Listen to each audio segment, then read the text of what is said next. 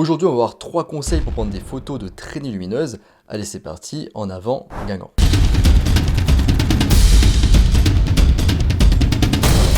Avant de commencer, je vous rappelle qu'en description, vous avez accès à ma formation gratuite sur les bases de la photographie et aussi un guide gratuit sur les bases de la photo. Si ça vous intéresse, n'hésitez pas à aller en description et à télécharger tout ça et à vous inscrire. Et vous pouvez aussi retrouver le sujet de cette vidéo sous forme d'un article beaucoup plus détaillé pour ceux que ça intéresse en description là aussi. Je vous laisse le lien en dessous. Alors premier conseil, les meilleurs sujets pour les photos de traînées de lumière. Alors la base pour avoir une photo de traînée de lumière, c'est d'avoir quelque chose de mobile qui se déplace et aussi qui émet de la lumière.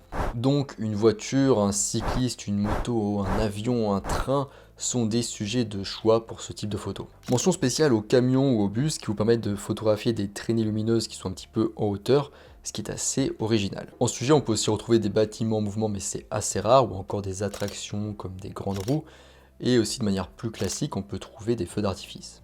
Mais de manière générale, le sujet le plus simple, le plus classique, c'est une paire de phares d'un véhicule mobile motorisé. Sauf que ce type d'engin, ça peut être dangereux, donc pensez toujours à votre sécurité. Ne vous placez pas en plein milieu de la route ou d'une voie ferrée, placez-vous toujours à un endroit sûr et soyez toujours désaxé par rapport à la trajectoire du véhicule. Soyez toujours conscient de votre environnement en posant quelques regards circulaires autour de vous, parce qu'en effet, quand on est pris dans la photo, on peut ne plus trop avoir confiance de ce qui nous entoure. Et ça peut être du coup dangereux. Alors deuxième conseil, comment trouver un endroit intéressant pour les photos de traînées de lumière. La chose la plus évidente avec l'emplacement est que vous aurez besoin qu'il soit quelque part près d'une route.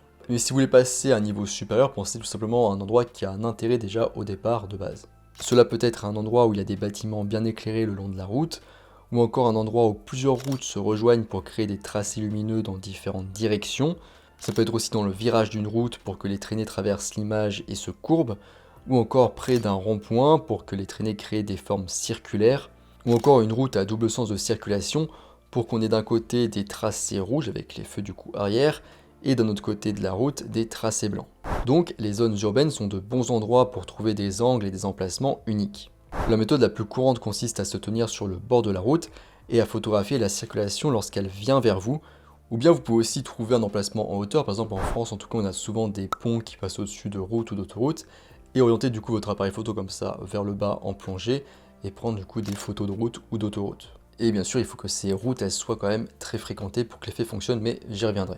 Trouver une position encore plus élevée peut conduire à des images fantastiques, par exemple à travers une fenêtre donnant sur la ville, ou si vous pouvez y accéder depuis un toit.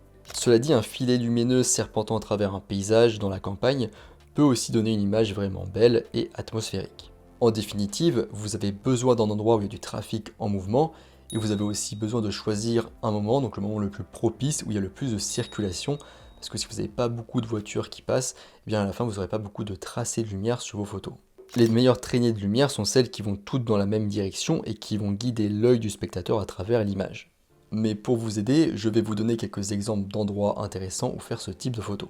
On a par exemple les tunnels et les ponts, les longues avenues, les ronds-points. Alors ça peut être très beau parce que la circulation comme ça elle a un sens et tout, donc ça donne des formes circulaires. Mais ça peut aussi donner quelque chose d'assez brouillon s'il y a trop de circulation, donc attention. On a aussi les chemins de fer, les aéroports et bien évidemment les paysages. Troisième conseil, photographier après le coucher du soleil ou avant. On pense souvent que la photo de traînées lumineuses de feux de véhicule se déroule la nuit. Et c'est normal parce qu'en fait c'est souvent le cas, quand on voit une photo c'est souvent la nuit. C'est vrai que c'est un bon choix parce que ça permet notamment de faire ressortir facilement les tracés blancs sur l'obscurité de la nuit. Mais le problème de faire ce type de photo tard dans la nuit, c'est qu'on peut être confronté à un manque de circulation et donc on n'aura pas assez de véhicules pour faire notre effet. Il vaut mieux donc arriver un peu plus tôt, comme par exemple quand les gens rentrent du travail à une heure de pointe, pour avoir un bon flux de lumière. Donc venir plus tôt c'est plus approprié en hiver parce que la nuit elle arrive aussi plus tôt, donc vers 17-18 heures en France par exemple. Et en été en fait le soleil se couche plus tard et donc on risque d'avoir un décalage entre le bon flux de circulation et la bonne lumière. Parce qu'en effet, s'il y a trop de lumière avec ce type de photo, il y a plus de risque de surexposition, vu qu'on travaille en pause longue. Mais il y a aussi un autre moment intéressant, c'est juste avant que le soleil ne se couche. Si vous prenez des photos plus tôt au coucher du soleil, vous pourrez inclure un peu de lumière ambiante dans le ciel pour apporter un peu plus de couleur, plutôt que d'avoir un ciel totalement noir ou bleuté. On arrive à la fin de cette vidéo sur 3 conseils pour prendre des photos de traînées lumineuses, j'espère que ça vous a plu. Si c'est le cas, n'hésitez pas à mettre un petit j'aime sous la vidéo, voire à commenter si vous êtes bavard, voire à partager si vous êtes très généreux. Je vous encourage à faire ces différentes actions parce que ça permet de mettre en avant la vidéo et du coup de mettre en avant la chaîne et donc pour moi c'est bien. Je vous rappelle qu'en description, vous avez accès à ma formation vidéo gratuite sur les bases de la photo et aussi à un guide gratuit sur les bases de la photo. Et aussi en description, je vous laisse le lien qui mène vers un article qui parle du même sujet qu'on a abordé dans cette vidéo, qui est un article beaucoup plus long et détaillé sur le même sujet. Donc si ça vous intéresse, n'hésitez pas à aller voir tout ça en description. Moi, je vous laisse ici à vos photos de traînées de lumière et je vous dis à bientôt sur les internets mondiaux.